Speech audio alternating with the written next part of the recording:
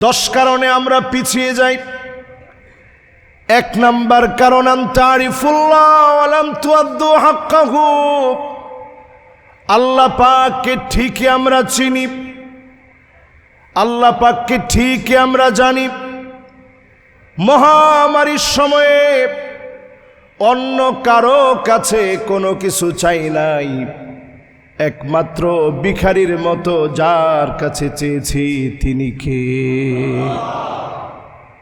আল্লাহ পাককে ঠিকই চিনি। বিপদে পড়লে, মুসিবতে পড়লে অন্য কারো কাছে যাই না, চোখের পানি ছেড়ে দিয়ে মালিকের কাছে চাই। তার মানে সবাই মিলে আল্লাহকে আমরা ঠিকই চিনি। ওয়ালাম তুআদ্দু হাক্কাহু, কিন্তু আল্লাহর হক বুঝি না। রমাদানে যেইভাবে রোজা রাখলেন হক আদায় করে, নামাজ পড়লেন হক আদায় করে, সারা বছর পর্দা মেনটেন করেন নাই, রমাদান আসার পরে অন্তত শালীন পোশাক পরলেন। তার মানে আপনি আল্লাহকে চিনলেন ঠিকই, হক আদায় করার চেষ্টাও করলেন। বুঝে শুনে এই চেষ্টা যদি চালায়া যান, যিনি আপনাকে কবুল করে নেবেন তিনি কে? এই জন্য আজকের এখান থেকে আমরা নিয়ত করি, ইত্তাকিল মাহারিম তাকুন আবাদান নাস। হারাম ছেড়ে দেন।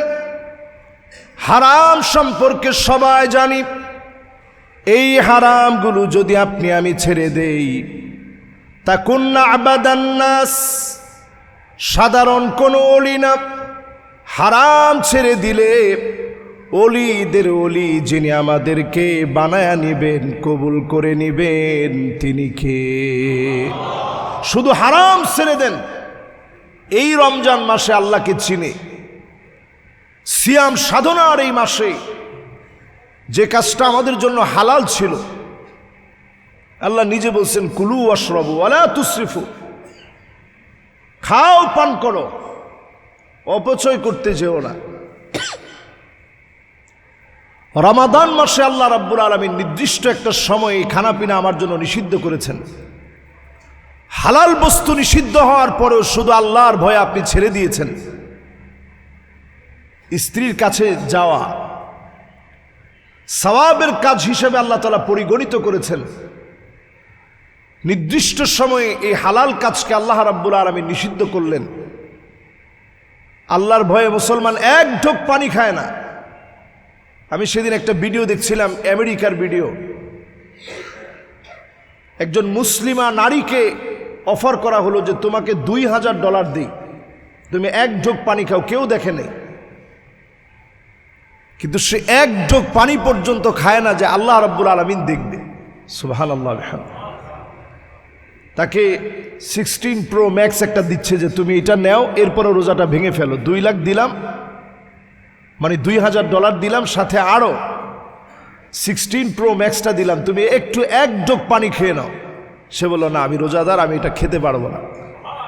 তাহলে চিন্তা করেন, এই যে ভয়টা আমাদের হৃদয়ে হারাম বর্জন করার জন্য আমাকে উদ্বুদ্ধ করেছে, তাকওয়া নামক এই ভয়, তাকওয়া নামক এই অর্জন, এই গুণ আমাকে আল্লাহর ভয় এমনভাবে জাগ্রত করে দিয়েছে।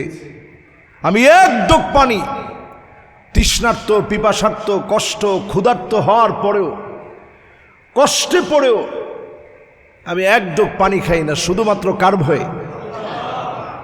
আনতারিফুল্লাহ ওয়া লাম তুআদ্দু হাক্কাহু।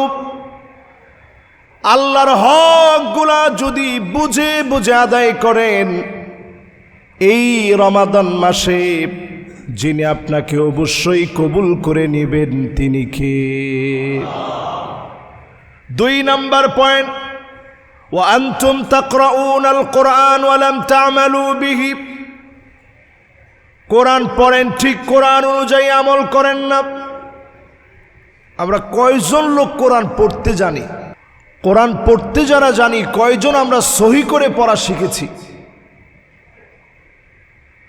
কোরআন যদি এখন কেউ পড়তে চায়, এটা একেবারেই সহজ। বিভিন্ন অ্যাপস আছে, অনলাইনে এখন শেখা যায়। কেউ এটা বলতে পারবেন না হুজুর আমি চাকরিজীবী মানুষ, আমার কোনো সময় নেই। অ্যাপসের মাধ্যমে আপনি শিখতে পারেন, অনলাইনে আপনি পড়তে পারেন।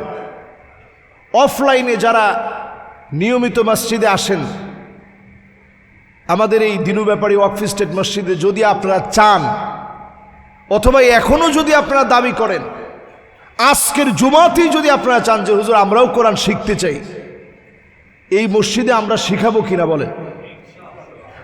ইনশাআল্লাহর আওয়াজটা বড্ড কম হয়ে গেছে। আমরা শিখাবো অবশ্যই। কোরআনকে আল্লাহ তাআলা সহজ করেছেন। এই কোরআন শিখার নিয়ত করেন। আল্লাহর নবীর কাছে একজন সাহাবী আসছে, নবী আমার একটু আপনি পড়ায়া দেন। বয়স ৮০ থেকে ৮৫ বছর বয়সও না, ৮০-৮৫ বছরের একজন লোক আইসা যদি আমাকেই বলে যে হুজুর কিছু একটা পড়ায় দেন, তা আমি জিজ্ঞাসা করবো যে এতদিন আপনি কি করছিলেন? রসুলের ধৈর্য কিরকম ছিল চিন্তা করেন। রসুল বললেন ঠিক আছে তাইলে পড়েন। আলিফ লাম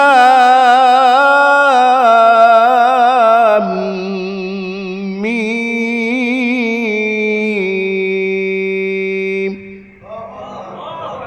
সাহাবী বলতেছে নবী এটা তো অনেক বড়, আমি এই সূরা পারবো না, আমার বয়স হয়ে গেছে।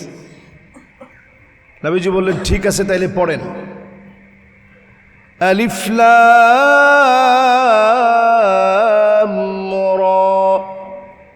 সাহাবী বলতেছে নবী এইটাও বড়, এটা আমার দ্বারা সম্ভব না। নবীজি একটু চেক করতেছেন ওনার আগ্রহটা কেমন, কেমন সূরা পড়বে। এবার নবীজি বললেন ঠিক আছে তাইলে পড়েন। হামিম।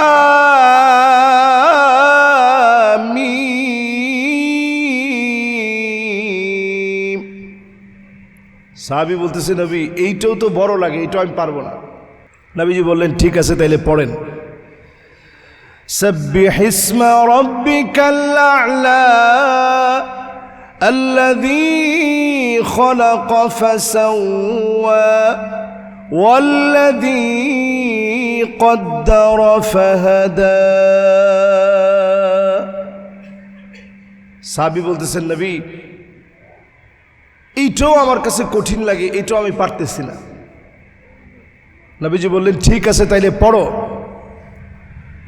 ইযা যুলজিলাতিল আরদু জিলজালাহা وأخرجت الأرض أثقالها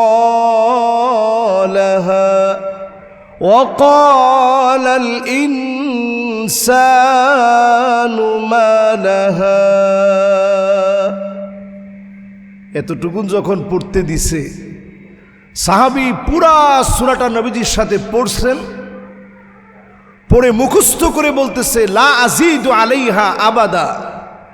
নবীজি একটা সূরা আমি নিয়ে গেলাম, এই একটা সূরার উপরে আমি আমল করব। জোরে কোন আল্লাহু আকবার। আল্লাহ নবী বললেন সাহাবীরা শোনো, জান্নাতি কোন লোক যদি তোমরা দেখতে চাও, এই লোকটার দিকে তাকাও। একটা সূরার উপরে লোকটা যদি আমল করে, একটা সূরার দ্বারা যিনি লোকটাকে জান্নাতি বানায় দিবেন তিনি কে? একটা সূরা যদি আমল করার চেষ্টা করেন, একটা সূরার কারণে মানুষ জান্নাতি হইতে পারে। একজন সাহাবীকে নবীজি ইমাম বানায় পাঠাইছেন। সাহাবী যেই কোনো নামাজের ভিতরে সূরা ইখলাসটা শেষে এসে সাহাবী সূরা ইখলাসটার সাথে মিলিয়ে পড়ে। তো সাহাবীকে যখন নবীজির কাছে আনা হইল, জিজ্ঞাসা করা হইল তোমাদের ইমাম সাহেব কেমন? বলছে আলহামদুলিল্লাহ, সব দিক ঠিক আছে, কিন্তু যেই নামাজেই তিনি দাঁড়ান সূরা ইখলাসটা তিনি পড়বেই। তো নবীজি বললেন মাসসাবাব লিলুজুমি হাযিহি সূরা, এই সূরাটা তুমি তোমার উপর আবশ্যক করে নিলা কেন? আরো তো অনেক সূরা আছে। সাহাবী কোনো ফতোয়া দেন নাই, ডাইরেক্ট নবীজিকে মহব্বত নিয়ে আদব নিয়ে বললেন নবী ইন্নী উহিব্বুহা, এই সূরাটাকে আমি ভালোবাসি, লিআন্নাহা সিফাতুর রহমান, কারণ এই সূরা শুরু থেকে নিয়ে শেষ অবধি পুরাটা আমার আল্লাহর সিফাত আর বৈশিষ্ট্য দিয়ে ভরা। জোরে কোন আল্লাহু আকবার। আল্লাহ পাক তৎক্ষণাৎ জানায় দিলেন, হুব্বুহু ইয়াহা আদখালাহুল জান্নাহ, তার মনে নিরেটে ভালোবাসা, একটা সূরাকে ভালোবাসা কাল কিয়ামতের দিন মুসিবতের সময়ে আল্লাহর জান্নাতের ফয়সালা করায় দিবে। একটা সূরার কারণে যিনি জান্নাতি বানায় দিবেন তিনি কে? একটা সূরার কারণে আপনার দাম আল্লাহর কাছে কত বেড়ে যেতে পারে। এই রমজান আসছে, আমরা সবাই কোরআনে কারীম খতম করি, খতম তো করবেনই। নিঃসন্দেহে কোরআনে কারীম শুরু থেকে নিয়ে শেষ পর্যন্ত তেলাওয়াত করবেন, খতম করবেন। কোরআনুল কারীম খতম করার মধ্য দিয়ে সিদ্ধান্ত নেন, এ কোরআন আল্লাহ রাব্বুল আলামিন দিয়েছে চুলের গোড়া থেকে শুরু করে পায়ের তালু অবধি পরিবর্তন করার জন্যে, মানব জীবনের সব দিকের পরিবর্তনের জন্য কোরআন এসেছে। শুধুমাত্র পড়লেন, মানলেন না, এই কাজ যেন না হয়। কোরআন যেন আল্লাহ মানার তৌফিক দান করেন, পড়ে না আমিন। 3 নাম্বার, আল্লাহর আপন হওয়ার জন্য ওয়া আনতুম তুহিব্বুনা নাবিয়াকুম ওয়া তারাকতুম সুন্নাতাহু, নবীজির ঠিকই আমরা মহব্বত করি। নবীজির মহব্বত আমাদের হৃদয়ে আছে না নাই? এই যে কিছুদিন আগে কিছু পাগল শাতিমে রাসূল নবীজিকে গালি দিয়েছে, আমরা দেখেছি সারা বাংলাদেশের ভিতরে প্রতিবাদ উঠেছে। কোন শাতিমে রাসূলের কোনো সার হতে পারে না। আল্লাহর নবী যেমন আল্লাহর হক নিয়ে কোনো সার দেন নাই, কোন শাতিমে রাসূল নবীজিকে যারা গালি দিবে এদের শাস্তি মৃত্যুদণ্ড, আইনানুগভাবে এদেরকে মৃত্যুদণ্ড দিতে হবে। ঠিক কিনা বলেন?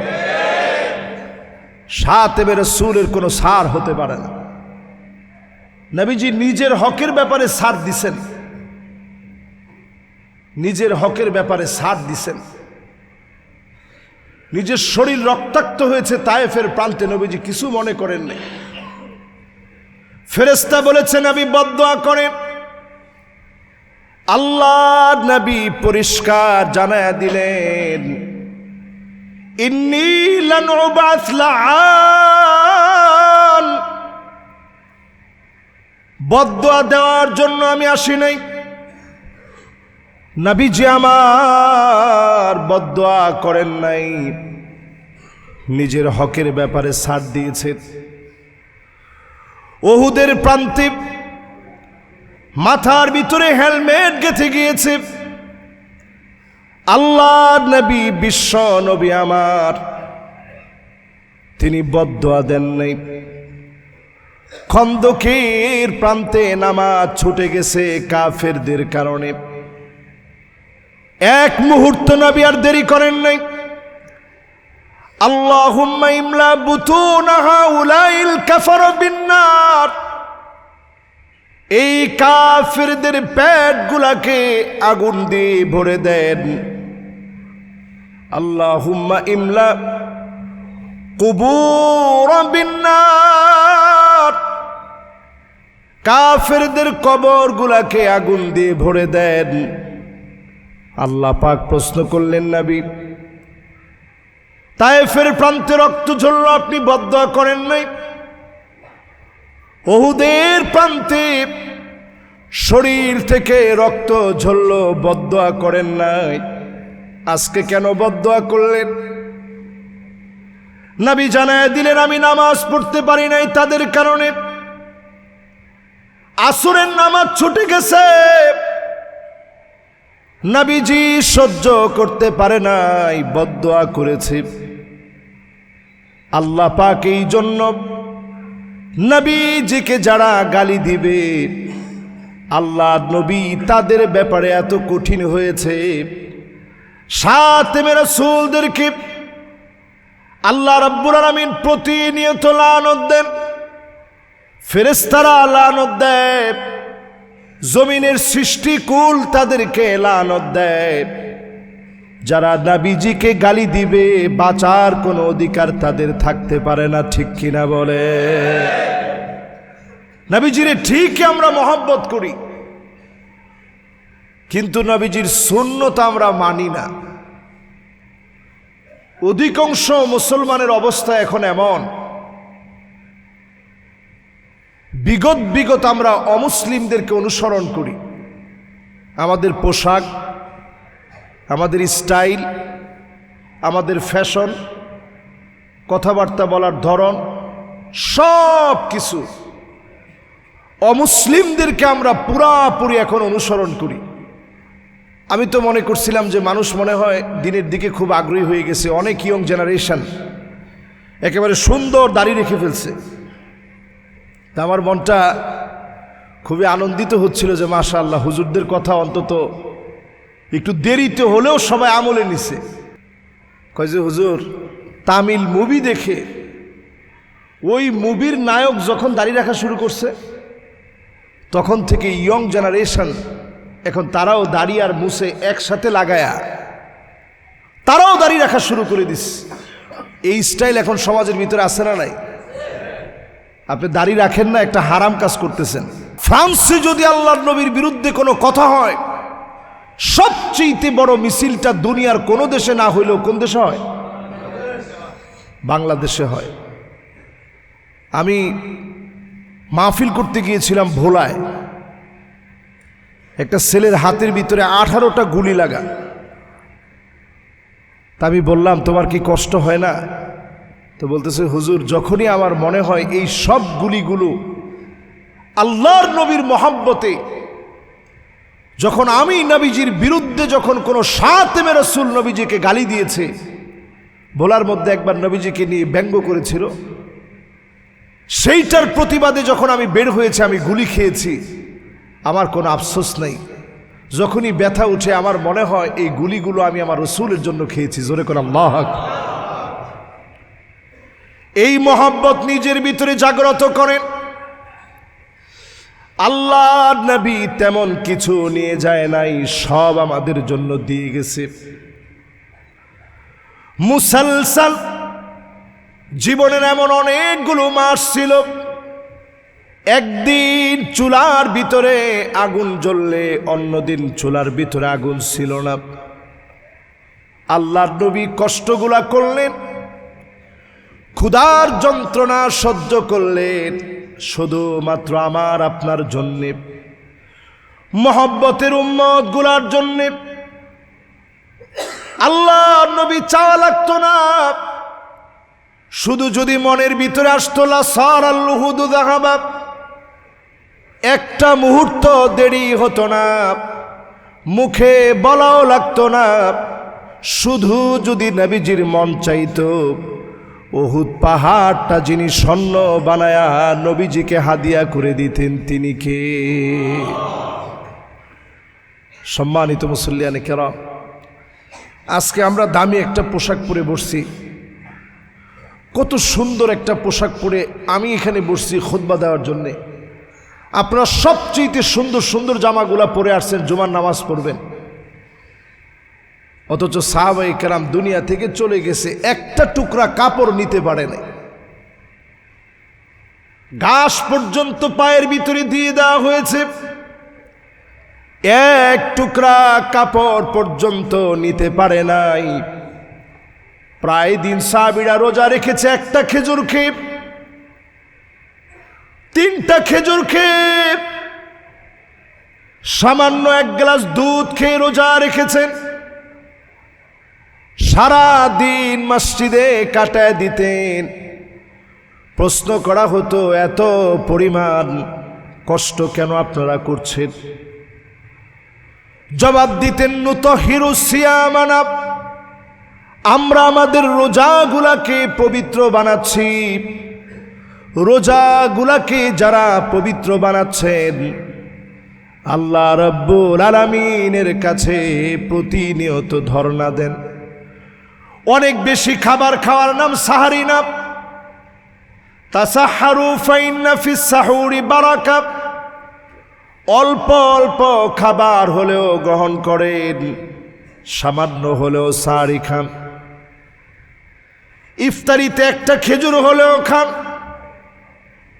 কয়েক ঢোক পানি হলেও আরেকজনকে খাওয়ান, নিজেও খান।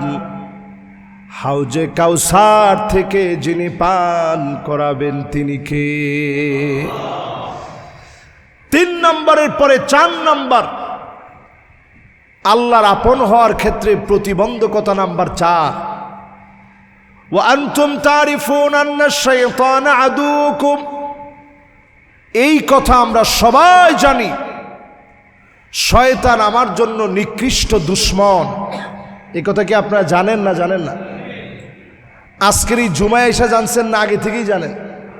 এটা আমরা বহু আগ থেকে জানি যে শয়তান আমার জন্য দুশ্মন। এর পরেও শয়তান যেমনে যেমনে বলছে অমনে অমনে আমরা চলি। শয়তানের প্রেসক্রিপশন পাই টু পাই আমরা মানি,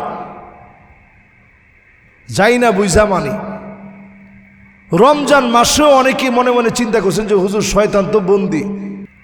এরপরেও তো হুজুর অনেক জায়গায় হোটেলের ভিতরে সুন্দর করে হোটেলের পর্দা নিশিন বানায়া পর্দার ভিতরে দেদারসে খানা পিনা চলতেছে। কই হুজুর শয়তান তো বন্দি হওয়ার পরে এই কাজগুলো হয় কেমনে?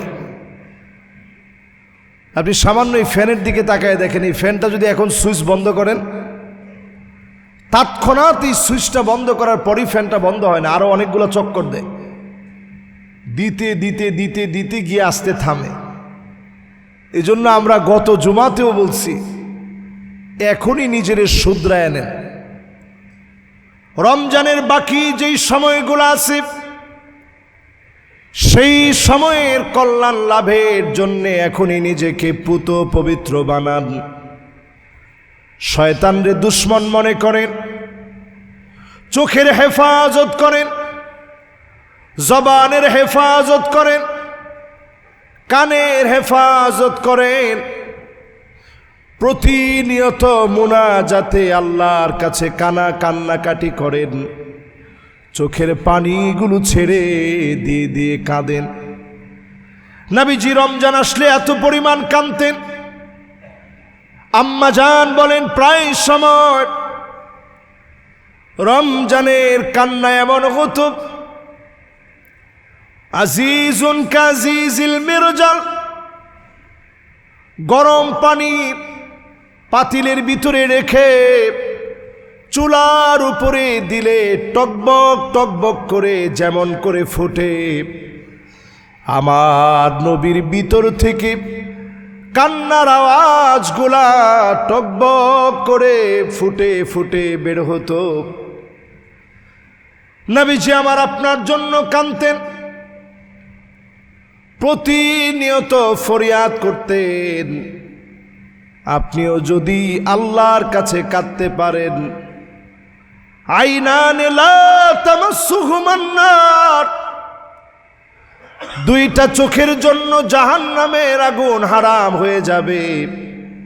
আপনি যদি মালিকের কাছে কাদার মতো কাঁদতে পারেন, চোখের জন্য জাহান্নামের আগুন যিনি হারাম বানায় দিবেন তিনি কি?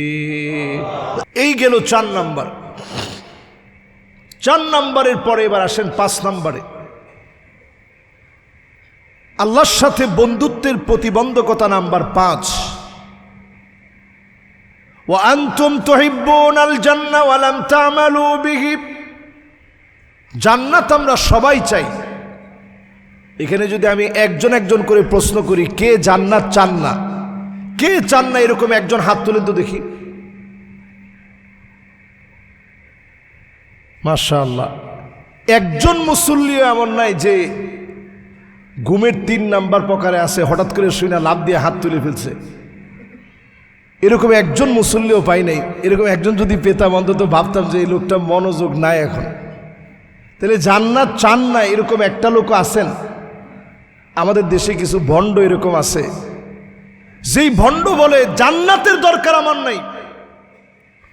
সবাই যদি জান্নাত চায় তো জাহান্নাম চাবে কি? এই জন্য উনি জাহান্নাম চায়। আপনারা কি এরকম জাহান্নাম চান নাকি? খবরদার, আপনি টের পান না জাহান্নাম কোন জায়গা?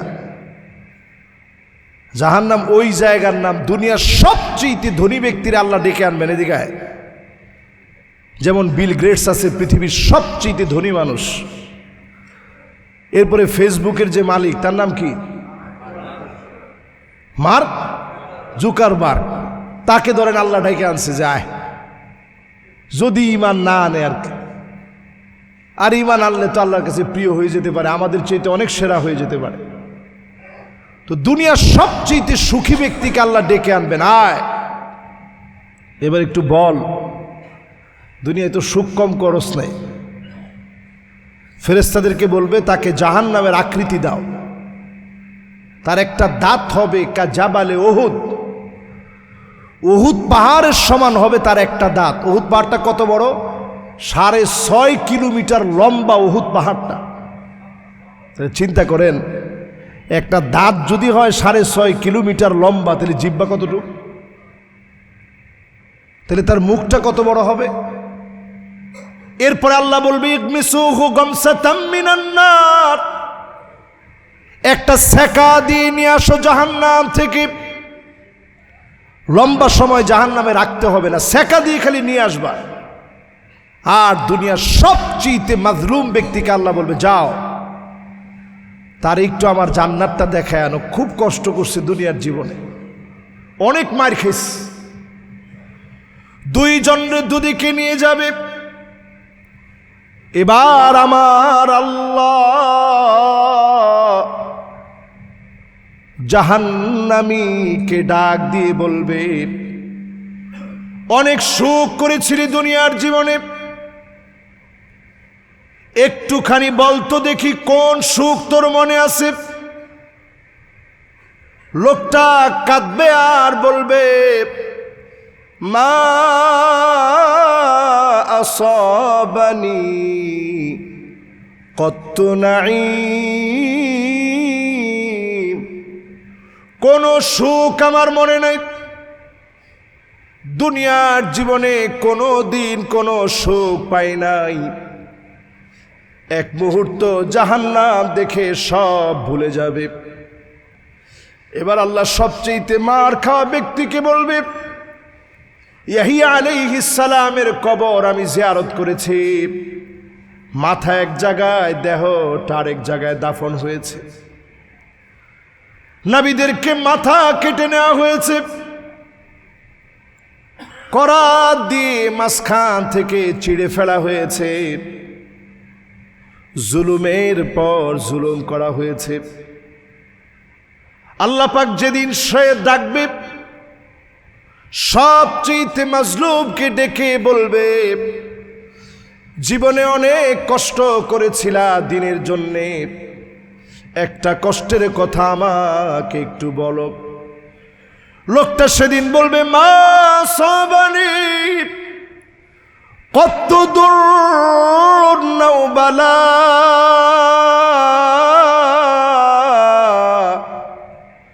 কোনো বালা মুসিবত জীবনে কোনোদিন দেখি নাই, জীবনে কোনোদিন কোনো কষ্ট আমি পাই নাই। এক নজর জান্নাত দেখে সব কষ্টগুলা ভুলে যাবে, এক নজর জাহান্নাম দেখে সবচেয়ে সুখী ব্যক্তি ঈমান যে আনে নাই, সব সুখের কথা ভুলে যাবে। একমাত্র যার সামনে দাঁড়ায়া হিসাব দেওয়া লাগবে তিনি কে? এরপরে প্রিয় ভাইরা আমার, কয় নাম্বার পর্যন্ত হয়েছে?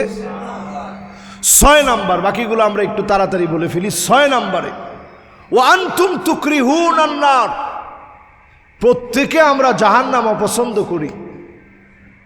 ওয়ালাম তুরহিবু বিহ, ঘরের ভিতরে আগুন লাগলে যেইভাবে আপনি চিৎকার করে আগুন আগুন বলে দৌড়ে পালাবেন, জাহান্নামের আগুন থেকে পালানোর জন্য এইভাবে আমরা দৌড়াই না, আগুন আগুন বলে প্রতিদিন দৌড়ানোর জন্য চেষ্টা করি না।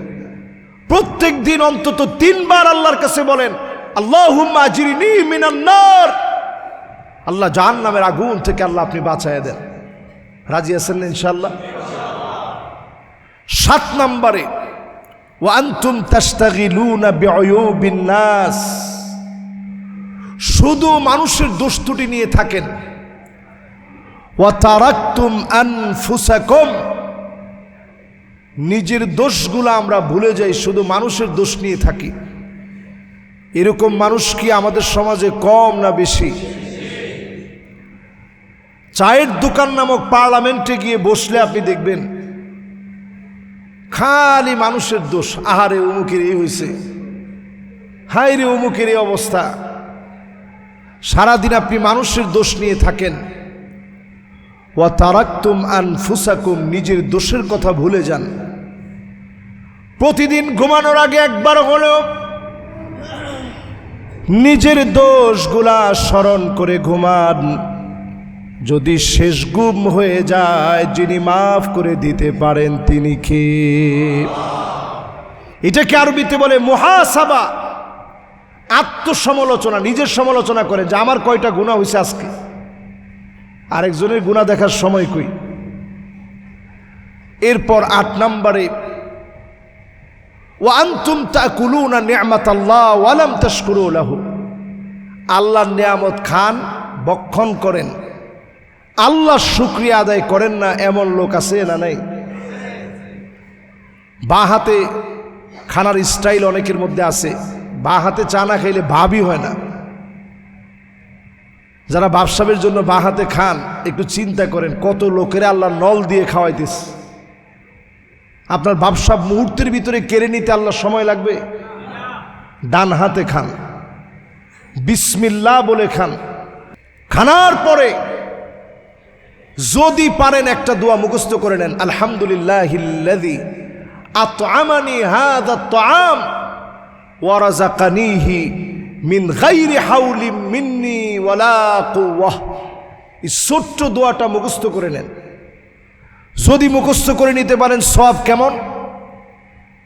আল্লাহ পাক ফেরেশতাদেরকে ডেকে বলবে, দেখছো আমার গোলাম রান্নাবাড়া করছে, বাজার করছে, কষ্ট করছে, সব করছে, প্রশংসা করলো আমি আল্লাহর, আমি নাকি তারে খাওয়াইছি। যাও তোমরা সাক্ষী থাকো, তার গুনাহ আমি মাফ করে দিলাম। সুবহানাল্লাহ। এই জন্য খাওয়ার সময় আল্লাহর নাম নিয়ে শুরু করেন, বিসমিল্লাহ বলে খান, আলহামদুলিল্লাহ বলে শেষ করেন। 9 আর 10 ওয়া আনতুম তারিফুন আন্নাল মাউতা হাক্কুন, এই কথা আমরা সবাই জানি, মৃত্যু নিশ্চিত সত্য, মহাসত্য, চিরসত্য, ধ্রুব সত্য। এর চাইতে বড় সত্য আর হতে পারে না। এরপরও আমরা মৃত্যুর প্রস্তুতি নেই না। এরপরে 10 নম্বরে ওয়া আনতুম তাদফানু মাউতাকুম, মৃতদেরকে আমরা দাফন কাফন করি, ওইখান থেকে এসে আল্লাহর কথা ভুলে যাই। এই যে দাফন কাফন করলেন, একটাবার তাকায় চিন্তা করেন, আজকে এই লোকের জানাজার নামাজ হলো, জীবনে আর কোনো দিন চাইলেও নামাজ পড়তে পারবে না। সল্লু কবলান তুসাল্লা আলাইক, নামাজ পড়ো, একদিন আপনার উপরে নামাজ দাঁড়ায় যাবে, তার আগেই নামাজ পড়ে নেন। আপনি যদি নামাজ দাঁড়ানোর আগে জুমার নামাজ ইমাম সাহেব সামনে দাঁড়ালেন, 5 ওয়াক্ত নামাজে ইমাম সাহেব সামনে দাঁড়ালেন, ঈদের নামাজ বলেন, সব নামাজ বলেন, ইমাম সাহেব সামনে দাঁড়ালেন, একদিন নামাজ দাঁড়ায় যাবে, আর কোনো দিনের জন্য সামনে দাঁড়াবে না।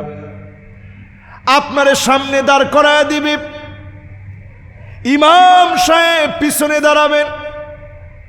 যেই দিন সামনে আপনাকে শোয়া দিবে, চাইলেও আর নামাজ পড়তে পারবেন না। মরণ থেকে পালাও তুমি, মরণ তোমায় লইবে ঘিরি। যদিও সুদূর আকাশ পানে লোকাও হেথায় লাগিয়ে সিঁড়ি, এ মহারোগের ঔষধ নাই, চিকিৎসা নাই ধরাতে। কাদিয়া কাতর হইলে কি হবে, পারিবে না তারে ফিরাতে। মৃত্যু আসার আগে জীবনটা একটু প্রস্তুত করেন আল্লাহর জন্যে। প্রতিনিয়ত দাফন কাফনের পরে অন্তত চিন্তা করেন, এমনি সব দেয় না দাফন কাফনে গেলে।